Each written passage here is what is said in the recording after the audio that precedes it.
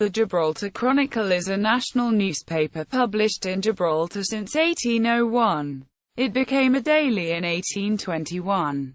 It is Gibraltar's oldest established daily newspaper and the world's second oldest English-language newspaper to have been in print continuously. Its editorial offices are at Watergate House, and the print works are in the new Harbours industrial estate. History. The Gibraltar Chronicle was born in direct relationship with the garrison. Casualty lists and news were slow in the 18th century, and when 5 regiments from the garrison of Gibraltar were promptly shipped to Egypt in 1801, the news was posted on a notice board in the Gibraltar Garrison Library. It was soon decided that the information should be made available to the public. A bulletin headed, "Continuation of the Intelligence from Egypt received by His Majesty's ship Flora in 3 weeks from Alexandria," was printed at the Garrison Library Press on 4 May 1801 and sold by H&T Cowper. The report consisted of 4 pages, 3 of which were in English and French.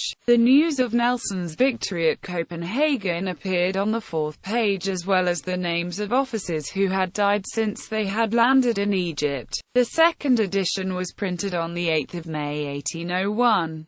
The first editor was a Frenchman named Charles Buisson, who had settled in Gibraltar in 1794. The last of the Gibraltar Chronicle to be numbered in Roman numerals was number 160 of the 22nd of September 1804.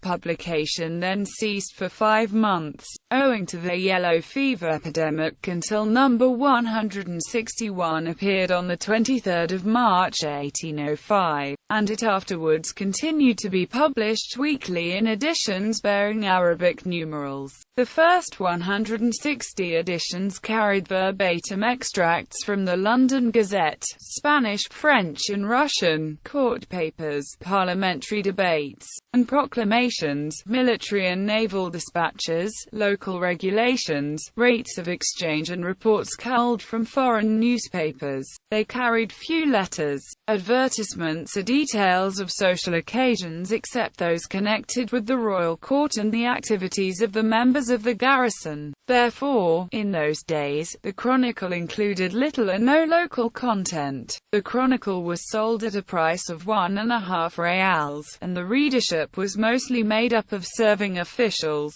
The Chronicle did not lose its military character until well into the 20th century. It is currently owned by an independent local trust. News on Victory of Trafalgar. The Gibraltar Chronicle published the news of the victory of Trafalgar on 23 October, i.e., only 2 days after the event, in English and French, and included a letter from Admiral Collingwood to the Governor of Gibraltar Henry Edward Fox, giving an account of the battle. It had received the news so quickly, because the British fleet had met a day after the battle with a fishing boat that brought a report from Admiral Collingwood to Gibraltar. 5 days after the Battle of Trafalgar in October 1805, Cuthbert Collingwood, 1st Baron Collingwood, sent news of the victory also to Lieutenant Le Penetier, commander of a small schooner Pickle, which was en route to England. Prime Minister William Pitt and King George III did not have news of the victory until the early hours of 6 November, consequently delaying publication in the Times until 7 November. Archives. Only 2 complete, or almost complete, sets of the Gibraltar Chronicle are known to exist, and both are in Gibraltar. The Garrison Library holds a complete series from 1801 which includes the famous Trafalgar Scoop edition. A near-complete set, from which only the first few years are missing, can be found at the Gibraltar Archives.